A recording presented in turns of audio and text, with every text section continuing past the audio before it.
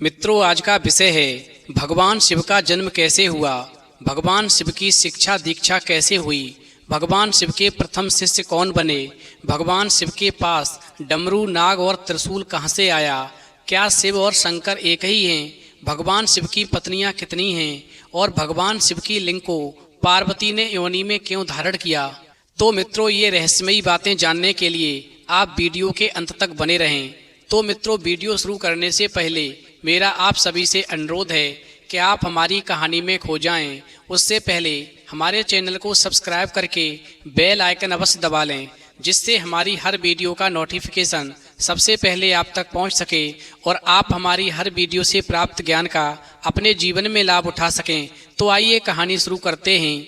मित्रों, भगवान शिव को संहारक और नवनिर्माण कारक माना गया है। अलग अलग पुराणों में भगवान शिव और विष्णु के जन्म के विषय में कई कथाएं प्रचलित हैं। शिव पुराण के अनुसार भगवान शिव को स्वयंभू यानी स्वयं पैदा हुए हैं, ऐसा माना गया है, जबकि विष्णु पुराण के अनुसार भगवान विष्णु स्वयंभू हैं, शिव नहीं। वहीं शिव पुराण के अनुसार एक बार जब भगवान शिव अपने टखने पर अमृत मल रहे थे, तब उससे भगवान विष्णु पैदा हुए, जबकि विष्णु पुराण के अनुसार ब्रह्मा भगवान विष्णु की नाभि कमल से पैदा हुए, जबकि शिव भगवान विष्णु के माथे के तेज से उत्पन्न हुए, ऐसा बताया गया है। और विष्णु पुराण के अनुसार माथे के तेज से उत्पन्न होने के कारण ही शिव हमेशा योग मुद्रा में रहते हैं। मित्रों, शिव जन्म की कहानी हर कोई जानना चाहता है। श्रीमद् भागवत के अनुसार एक बार जब भगवान विष्णु और ब्रह्मा जी अहंकार से अभिभूत होकर के स्वयं को श्रेष्ठ बताते हुए लड़ रहे थे, तब एक जलते हुए खंबे से, जिसका कोई भी और छोर ब्रह्मा या विष्णु समझ नहीं पाए, उससे भगवान शिव प्रकट हुए। वहीं विष्णु पुराण में वर्णित शिव के जन्म की कहानी भगवान शिव का एकमात्र बाल रूप वर्णन है और ये कहानी बेहद मन भावन है। विष्णु पुराण के अनुसार एक बार की बात है, ब्रह्मा जी को एक बच्चे की जरूरत थी। फिर उन्होंने उसके लिए तपस्या की। तभी अचानक उनकी गोद में रोते हुए बालक शिव प्रकट हुए। वहीं ब्रह्मा ने बच्चे से रोने का कारण पूछा, तो उसने बड़ी ही मासूमियत के साथ जवाब दिया कि उसका नाम ब्रह्मा नहीं है, इसलिए वो रो रहा है। उसी समय ब्रह्मा जी ने शिव का नाम रुद्र रख दिया, जिसका अर्थ होता है रोने वाला। इस प्रकार रुद्र नाम रखने के बाद भी शिव जब चुप नहीं हुए, तो ब्रह्मा ने उन्हें दूसरा नाम दिया। इस तरह ब्रह्मा ने शिव को चुप कराने के लिए उनको 8 नाम दिए और वो 8 नाम निम्न हैं: रुद्र, सर्व, भाव, उग्र, भीम, पशुपति, ईशान और महादेव, जो शिव पुराण के अनुसार पृथ्वी पर लिखे गए हैं।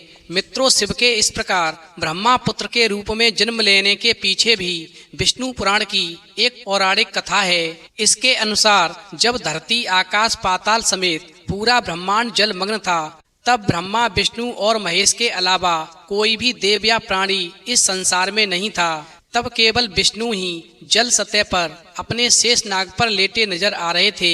तब उनकी नाभि से कमल नाल पर ब्रह्मा जी प्रकट हुए।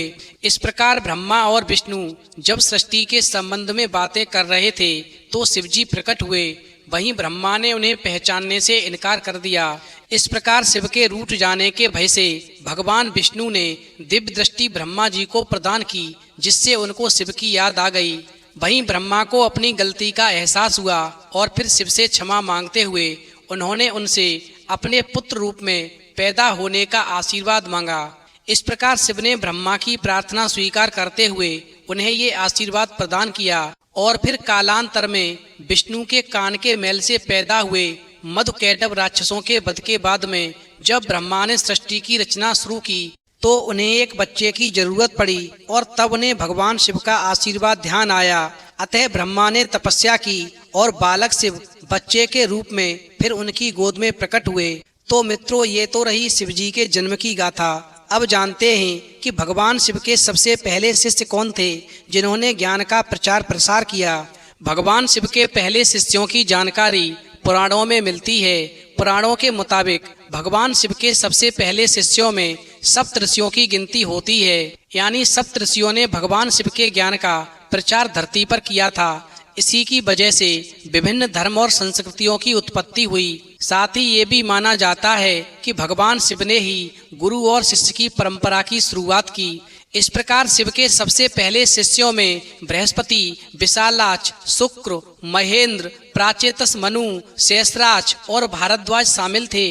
आइए मित्रों, अब जानते हैं क्या भगवान शिव और शंकर एक हैं या अलग। ज्यादातर लोग शिव और शंकर को एक ही मानते हैं, जबकि शिव पुराण में जिक्र किया गया है कि सबसे पहले एक प्रकाश पुंज की उत्पत्ति हुई। इस प्रकाश पुंज से ब्रह्मा और विष्णु की उत्पत्ति हुई। वहीं जब ब्रह्मा जी ने पूछा कि आप कौन हैं, तो पुंज से आवाज आई कि मैं शिव हूँ। इस पर ब्रह्मा जी ने प्रकाश पुंज से साकार रूप लेने को कहा। फिर उस प्रकाश पुंज से शंकर की उत्पत्ति हुई। इस आधार पर कहा जा सकता है कि शिव और शंकर एक ही शक्ति के अंश हैं, लेकिन ये दोनों अलग हैं। दोनों में फर्क इतना है कि शिव प्रकाश पुंज स्वरूप हैं और अब हम उनकी शिवलिंग के रूप में पूजा करते हैं, जबकि शंकर सशरीर देव स्वरूप हैं। मित्रों, कुछ पुराणों में भगवान शंकर को शिव इसलिए कहते हैं क्योंकि वो निराकार शिव के समान हैं। निराकार शिव को ही शिवलिंग के रूप में पूजा जाता है। ज्यादातर जगहों पर भगवान शंकर को योगी के रूप में दिखाया जाता है।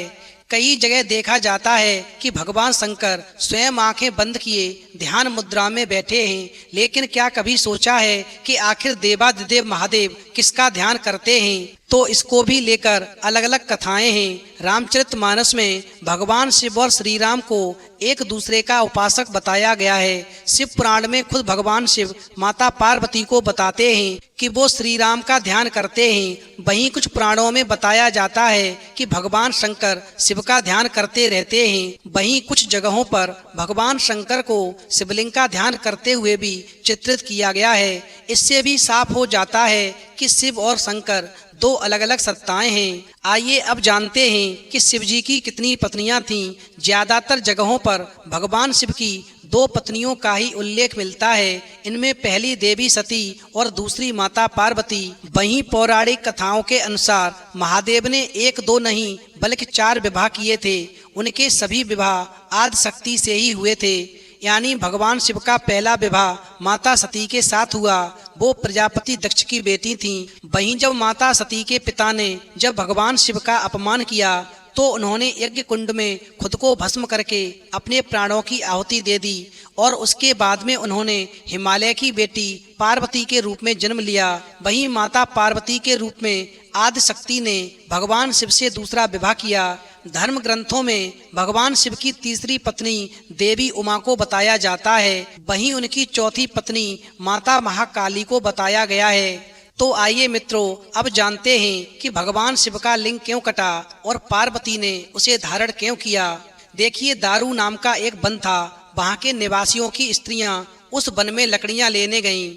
उधर महादेव शंकर जी नंगे कामियों की भांति वहाँ उन स्त्रियों के पास में पहुँच गए और फिर ये देख कर के कुछ स्त्रियां व्याकुल होकर अपने अपने आश्रमों में वापस लौट गईं, परंतु कुछ स्त्रियां उन्हें आलिंगन करने लगीं। उसी समय वहां ऋषि लोग आ गए। इस प्रकार महादेव जी को नंगी स्थिति में देख कर के वो कहने लगे कि हे वेद मार्ग को लुप्त करने वाले, तुम इस वेद विरुद्ध काम को क्यों करते हो? लेकिन ऋषियों की बात को सुनकर के शिवजी ने कुछ भी नहीं कहा। तभी ऋषियों ने शिवजी को श्राप दे दिया कि तुम्हारा ये लिंग कट कर के पृथ्वी पर गिर पड़े। और उनके ऐसा कहते ही शिवजी का लिंग कट कर के भूमि पर गिर पड़ा और आगे खड़ा होकर अग्नि के समान जलने लगा। वो पृथ्वी पर जहाँ कहीं भी जाता जलता ही जाता था, जिसके कारण संपूर्ण आकाश पाताल और स्वर्ग लोक में त्राहिमाम मच गया। फिर तो ऐसा देख कर के ऋषियों को बहुत ही दुख हुआ। वहीं इस स्थिति से निपटने के लिए ऋषि लोग ब्रह्मा जी के पास गए और नतमस्तक होकर के उन्हें सब वृतांत सुना दिया। वहीं ब्रह्मा जी ने कहा कि आप लोग शिव जी के ही पास जाइए, वो ही इसका कोई समाधान बता सकते हैं। इस प्रकार शिव जी ने जब उन ऋषियों को अपनी शरण में आता हुआ देखा तो कहने लगे, हे ऋषि लोगों, आप लोग पार्वती की शरण में जाइए। इस ज्योतिर्लिंग को पार्वती के सिवाय अन्य कोई धारण नहीं कर सकता। वहीं शिव जी की बात को सुनकर के ऋषियों ने पार्वती की आराधना की और उन्हें प्रसन्न किया। तब माता पार्वती ने उन ऋषियों की आराधना से प्रसन्न होकर उस ज्योतिर्लिंग को अपनी योनि में धारण किया। तभी से ज्योतिर्लिंग पूजा तीनों लोकों में प्रसिद्ध हुई और उसी समय से शिवलिंग की भी पूजा होने लगी। आइए मित्रों, अब जानते हैं कि भगवान के पास में जो डमरू, त्रिशूल और नाग रहते हैं वो कहाँ से आए। मित्रों, देवों के देव भगवान शिव, जिनसे इस ब्रह्मांड की शुरुआत है और इस ब्रह्मांड का अंत भी है। आपने अक्सर देखा होगा कि भगवान शिव के एक हाथ में डमरू, दूसरे हाथ में त्रिशूल और गले में नाग रहता है। ये खास चीजें शिव जी के पास हमेशा रहती हैं। भगवान शिव के सिर से निकलती गंगा और जटाओं में अर्धचंद्रमा आदि बातें उनको और रहस्यमयी बनाती हैं। क्या ये चीजें भगवान शिव के साथ में प्रकट हुई थीं या अलग अलग घटनाओं के साथ में उनसे जुड़ती चली गईं? आइए इस प्रसंग को विस्तार से समझते हैं।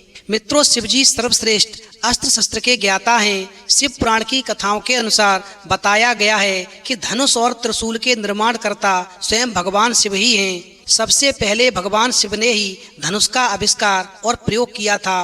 कहा जाता है कि सृष्टि के आरंभ में जब ब्रह्मांड से शिवजी प्रकट हुए तो उनके साथ में 3 गुण रज, तम और सत्व भी प्रकट हुए और यही 3 गुण शिवजी के 3 शूल अर्थात त्रिशूल बने, क्योंकि इन तीनों गुणों के बगैर सृष्टि का सृजन और उसमें सामंजस्य बिठा पाना संभव नहीं था।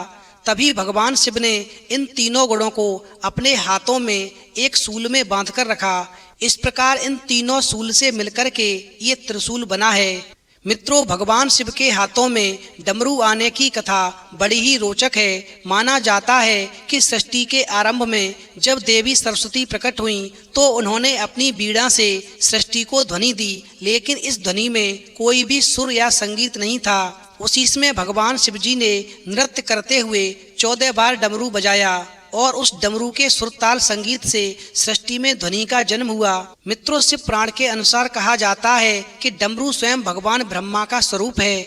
मित्रों, अब आइए अंत में जानते हैं नाग के बारे में। भगवान शिव के साथ हमेशा एक नाग रहता है जिसका नाम वासुकी है। शिव पुराण में इस नाग के बारे में बताया गया है कि ये नागों के राजा हैं और नागलोक पर इनका शासन है। सागर मंथन के समय इन्होंने रस्सी का काम किया था जिससे सागर को मथा गया था। मित्रों, वासुकी नाग भगवान शिव के परम भक्त थे। इनकी भक्ति से ही प्रसन्न होकर भगवान शिव ने इन्हें नागलोक का राजा बना दिया और साथ ही अपने गले में आभूषण की भांति लिपटे रहने का वरदान भी दे दिया। इससे भगवान शिव का सौंदर्य और बढ़ गया। साथ ही नागलोक के राजा वासुकी भी अमर हो गए। तो मित्रों, आज की ये जानकारी आपको अच्छी लगी हो तो प्लीज आप हमारे चैनल को सब्सक्राइब करें और भगवान शिव और पार्वती के लिए एक लाइक करना बिल्कुल न भूलें।